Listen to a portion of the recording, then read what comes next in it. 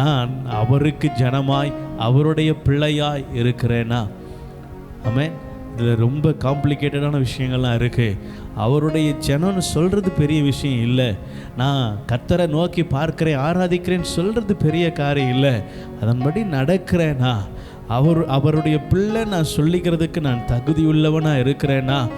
நான் அவருடைய ஜனன்னு சொல்லுகிறதற்கு நான் பாத்திரவானாக இருக்கிறேனா?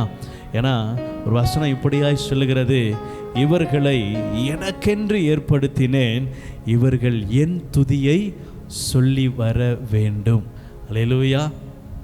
ஆண்டவர் ஏற்படுத்தின நோக்கம் என்ன?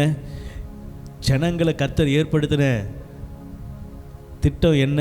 இவர்களை எனக்கென்று ஏற்படுத்தினேன். இவர்கள் என்னுடைய ஜனமாய் சிருஷ்டிக்கப்பட்டார்கள். எதற்காக சிருஷ்டிக்கப்பட்டார்கள்?